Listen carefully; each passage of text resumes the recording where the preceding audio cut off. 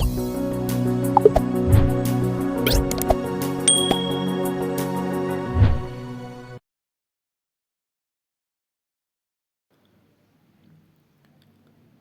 दोस्तों, स्वागत है आपका हमारे YouTube चैनल नर्सिंग हट में।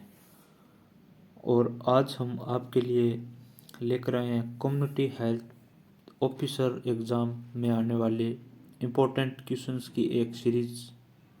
इससे पहले भी हमारी जो जितनी क्लासें हैं, लगभग 16 क्लासें हो चुकी है, उसमें भी इम्पोर्टेंट क्वेश्चंस एंड थ्योरी का पोर्शन करवाया हुआ है।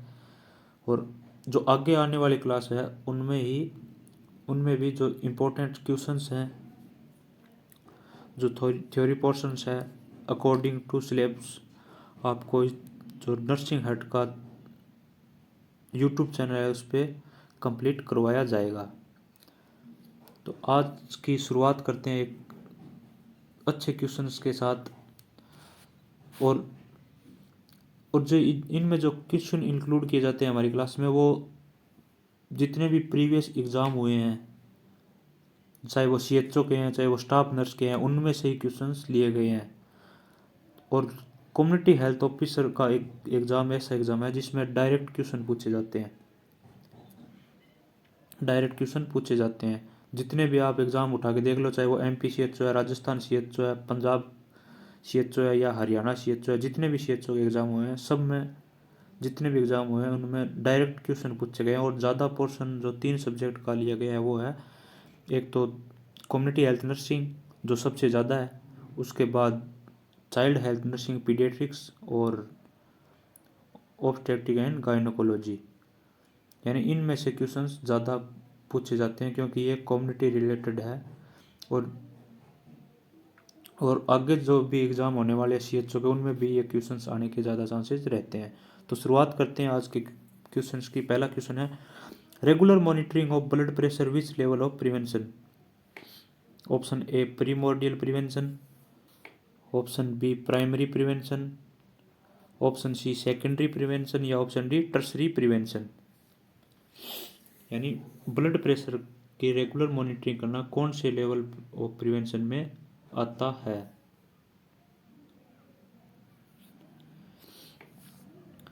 तो जो ब्लड प्रेशर की जो मॉनिटरिंग होती है, जो रेगुलर मॉनिटरिंग होती है, वह कौन से लेवल ऑफ प्रिवेंशन में आता है। तो यह आता है ऑप्शन सी सेकेंडरी प्रिवेंशन में, क्योंकि BP मॉनिटरिंग भी एक डायग्नोसिस का एक पार्ट है। और अर्ली डायग्नोसिस एंड ट्रीटमेंट जो होता है वो सेकेंडरी प्रिवेंशन में आता है। और जो प्राइमरी प्रिवेंशन है, इसमें हेल्थ एजुकेशन होगी, हेल्थ एजुकेशन और स्पेसिफिक प्रोटेक्शन जैसे कि इम्यूनाइजेशंस, ये प्राइमरी प्रिवेंशन में आता है।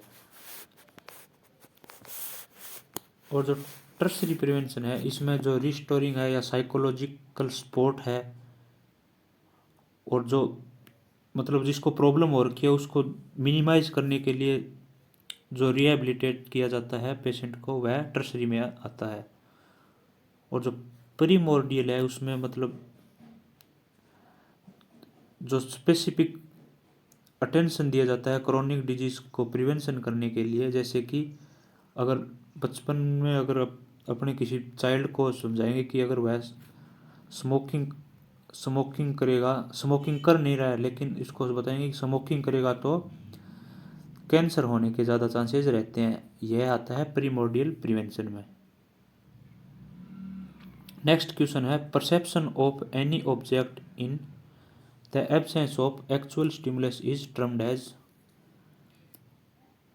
Option A delusion, option B hallucination, option C dementia या ऑप्शन डी इल्यूजन।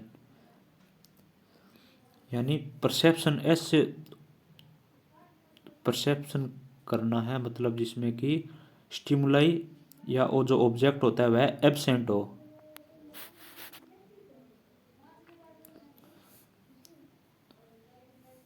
यानी ऐसा परसेप्शन जिसमें कि ऑब्जेक्ट जो होता है वह एब्सेंट होता है। यानी इसमें किसी प्रकार का कोई भी ऑब्जेक्ट प्रेजेंट नहीं होता है, लेकिन वह एक परसेप्शन होता है। वो परसेप्शन ये इनमें दो टाइप के होते हैं, हेलुसिनेशन और इल्यूजन। जो हेलुसिनेशन होता है वह तो ऑब्जेक्ट की एब्सेंस में होता है। इसका राइट आंसर है ऑप्शन बी। राइट आंसर है ऑप्शन बी, हेलुसिनेशन। यह तो होता है ऑब्जेक्ट के एब्सेंस में, यानी एग्जाम्पल के तौर पर देख ले कि सामने कुछ भी नहीं है लेकिन सामने कोई भूत दिखाई दे रहा है, और ये मान लो कि सामने अगर कहीं अंधेरे में जा रहे हैं और सामने से ऐसा फील होता है, मिसपरसेप्शन होता है ये एक प्रकार का, कि ऐसा फील होता है कि सामने से कुछ गुजरा है लेकिन कुछ एक्चुअल में वहाँ कुछ होता ही नहीं है, वो तो होता है हेलुसिनेशन। और जो इल्यूजन होता है वह किसी ऑब्जेक्ट की प्रेजेंस में होता है, जैसे कि सामने रस्सी पड़ी है उसको सांप समझना, और सामने कोई ऑब्जेक्ट मान लो कोई जानवर खड़ा है उसको भूत समझ लेना, ये होता है इल्यूजन। हेलुसिनेशन में तो कुछ भी प्रेजेंट नहीं होता है लेकिन इल्यूजन में प्रेजेंट होता है, और डेमेंशिया होता है, loss of memory. Loss of memory को डेमेंशिया बोलते हैं। और डिल्यूजन होता है fix false belief. Fix false fix false belief, यानी उस इसको अटल विश्वास होता है कि कोई है जो सामने वो मेरे को मारने की कोशिश कर रहा है, वो है तो डिल्यूजन। फिक्स इसकी जो थिंकिंग होती है वह फिक्स होती है कि कन्फर्म ये मेरे, या कोई दो लोग आपस में जो बात कर रहे हैं और उसको लगेगा कि ये मेरे मेरे बारे में ही बात कर रहे हैं, और यह होती है fix false belief. Next question है, which of the following check of the casualty is give the first priority. यानी कोई कैजुअलिटी हो गई है या कोई रोड ट्रैफिक एक्सीडेंट हो गया है या कोई इमरजेंसी है, तो सबसे पहले क्या चेक करेंगे, फर्स्ट प्रायोरिटी किसको देंगे। Option A pulse, option B bleeding, option C airway and breathing, option D unconsciousness.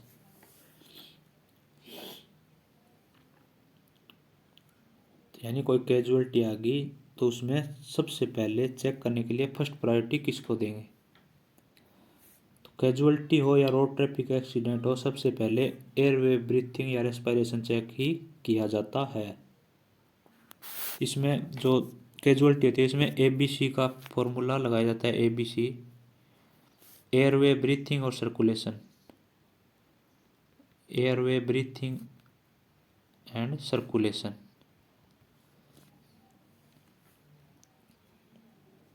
तो राइट आंसर है option C, airway and breathing.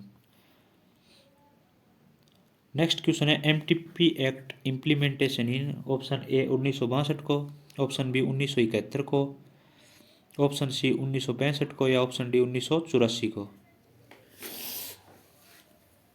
MTP act कब इम्प्लीमेंट किया गया था।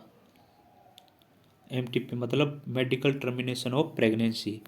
MTP act medical termination of pregnancy. Medical termination of pregnancy, यानी MTP act कब implement किया गया था। तो इसका राइट आंसर है ऑप्शन बी 1971 में। Option B 1971। नेक्स्ट क्वेश्चन है, वाटर सोल्यूबल विटामिन इज, यानी इनमें से वाटर सोल्यूबल विटामिन कौन सा है। Option A vitamin A, option B vitamin B, option C vitamin D, या ऑप्शन डी विटामिन के। वाटर सोल्यूबल विटामिन कौन सा, इनमें से वाटर सोल्यूबल विटामिन कौन सा है। तो जो वाटर सोल्यूबल विटामिन होते हैं वह है B and C vitamin. Water soluble vitamin यानी जो वाटर सोल्यूबल विटामिन होता है वह एक तो विटामिन बी होता है, इसका राइट आंसर है ऑप्शन बी। ये तो विटामिन बी हो गया वाटर सोल्यूबल, और जो विटामिन सी होता है वह विटामिन जो सी होता है, sorry vitamin C. Vitamin B and vitamin C water soluble vitamin होते हैं। जो ए डी ई और के जो विटामिन होते हैं वह फैट सोल्यूबल विटामिन है। इंपॉर्टेंट क्वेश्चन है, आया हुआ है एग्जाम में कि वाटर सोल्यूबल विटामिन का पूछ लेगा या फिर फैट सोल्यूबल विटामिन के बारे में पूछ लेगा। इंपॉर्टेंट क्वेश्चन है, आया हुआ है एग्जाम में। नेक्स्ट क्वेश्चन है, following disease eradicate from India, यानी इनमें से कौन सी डिजीज है जो कि इंडिया से इरेडिकेट हो चुकी है।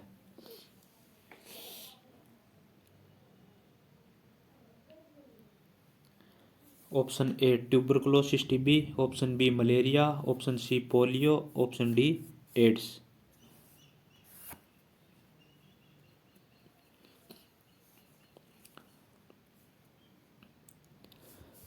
यानी कौन सी डिजीज है इनमें से जो कि इंडिया से इरेडिकेट हो चुकी है। ट्यूबरकुलोसिस है, मलेरिया है, पोलियो है या एड्स है। तो जो इंडिया से इरेडिकेट हुई है वह डिजीज है पोलियो, और यह हुई थी 2014 को इरेडिकेट की गई थी। और इसका जो लास्ट केस था इंडिया में वह 2011 को आया था। लास्ट केस इंडिया में 2011 को आया था और 2014 को यह इरेडिकेट घोषित कर दिया। लेकिन अभी भी पोलियो जो पल्स पोलियो अभियान है वह चल रहा है। नेक्स्ट क्वेश्चन है, इन स्वच्छ भारत अभियान स्टार्टेड इन इंडिया में स्वच्छ भारत अभियान कब स्टार्ट किया गया। ऑप्शन ए 2 सितंबर 2014 को, ऑप्शन बी 2 अक्टूबर 2014 को, ऑप्शन सी 15 अगस्त 2014 को या ऑप्शन डी 2 अक्टूबर 2013 को। तो स्वच्छ भारत अभियान है वह कब स्टार्ट किया गया। तो जो स्वच्छ भारत अभियान है वह स्टार्ट किया गया था 2 अक्टूबर 2014 को, और यह क्वेश्चन राजस्थान सीएचओ में पिछली बार आया था। 2 अक्टूबर 2014 को स्वच्छ भारत अभियान की स्टार्टिंग हुई थी, और इम्पोर्टेंट क्वेश्चन है, यह राजस्थान सीएचओ में पिछली बार आया हुआ है। और यह किसके द्वारा किया गया था, तो जो प्रधानमंत्री नरेंद्र मोदी के द्वारा यह अभियान स्टार्ट किया गया था, स्वच्छ भारत अभियान 2 अक्टूबर 2014 को। नेक्स्ट क्वेश्चन है, cause of death in diarrhoeal disease, यानी डायरियल डिजीज में इनमें से कौन सा कोज है जो कि डेथ का कारण बन जाता है। Option A vomiting, option B abdominal pain, option C dehydration या ऑप्शन डी फैटीग। यानी कौन सा कारण है जो कि डायरियल डिजीज या डायरिया में डेथ का कारण बनता है।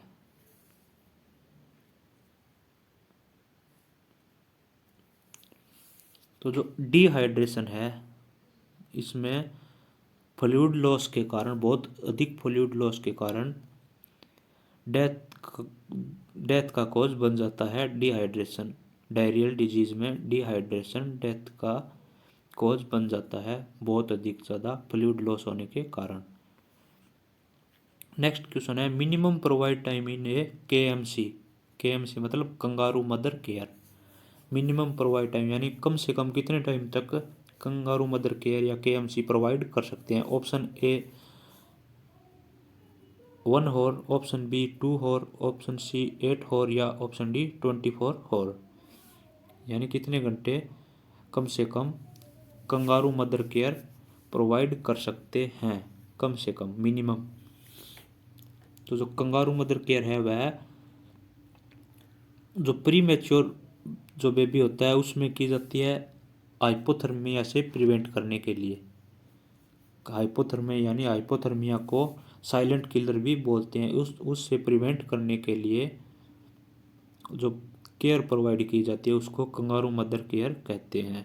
और यह कम से कम मिनिमम इसका जो टाइम पीरियड है वह कम से कम 1 घंटे का होना चाहिए। मिनिमम जो टाइम पीरियड है कम से कम 1 घंटे का होना चाहिए। अगर मैक्सिमम का पूछे तो 24 घंटे तक भी कर सकते हैं मैक्सिमम।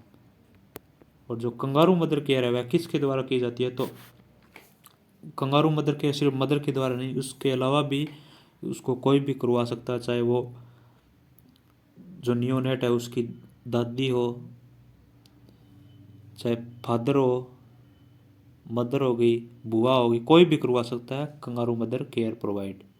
यानी बच्चे को अपने बॉडी से चिपका कर रखना होता है ताकि उसको हाइपोथर्मिया से प्रिवेंट किया जा सके। और जो अगर मैक्सिमम टाइम पीरियड पूछे तो 24 घंटे और मिनिमम पूछे तो 1 और कम से कम कंगारू मदर केयर प्रोवाइड करनी चाहिए। नेक्स्ट क्वेश्चन है vitamin E quantity mostly found in, यानी विटामिन ए सबसे ज़्यादा किस में पाई जाती है, इनमें से किस में ज़्यादा सबसे ज़्यादा पाई जाती है। ऑप्शन ए मिल्क प्रोडक्ट में, ऑप्शन बी वेजिटेबल में, ऑप्शन सी मीट में, या ऑप्शन डी सनफ्लावर ऑयल में। यह क्वेश्चन भी पिछली बार राजस्थान सीएचओ में आया था।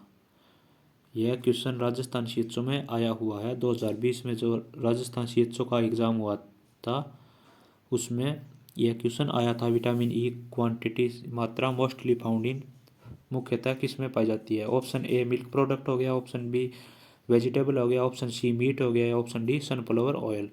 तो जो विटामिन ई की जो क्वांटिटी है सबसे ज़्यादा पाई जाती है वह पाई जाती है सनफ्लावर ऑयल में। जो सूरजमुखी का जो तेल होता है उसमें सबसे ज़्यादा विटामिन ई पाई जाती है, और इसको स्टेरिलिटी विटामिन भी बोलते हैं। विटामिन ई को ही स्टेरिलिटी विटामिन भी कहा जाता है। स्टेरिलिटी विटामिन भी कहा जाता है, विटामिन ई को ही स्टेरिलिटी विटामिन कहा जाता है। तो आई होप आपको यह क्लास अच्छी लगी होगी। क्लास को ज़्यादा से ज़्यादा शेयर करें, हमारे चैनल नर्सिंग हट को सब्सक्राइब करें, और हमारे चैनल का आज जो वीडियो है, पिछली जो वीडियो थी उनमें भी काफ़ी इंपॉर्टेंट क्वेश्चन करवाए गए हैं। जो आने वाली क्लास हुई उनमें भी आपको काफ़ी महत्वपूर्ण जो इंपॉर्टेंट क्वेश्चन है सीएचओ एग्ज़ाम से रिलेटेड वो आपको देखने को मिलेंगे। तो क्लास को ज़्यादा से ज़्यादा शेयर करें और चैनल को सब्सक्राइब करें। धन्यवाद दोस्तों।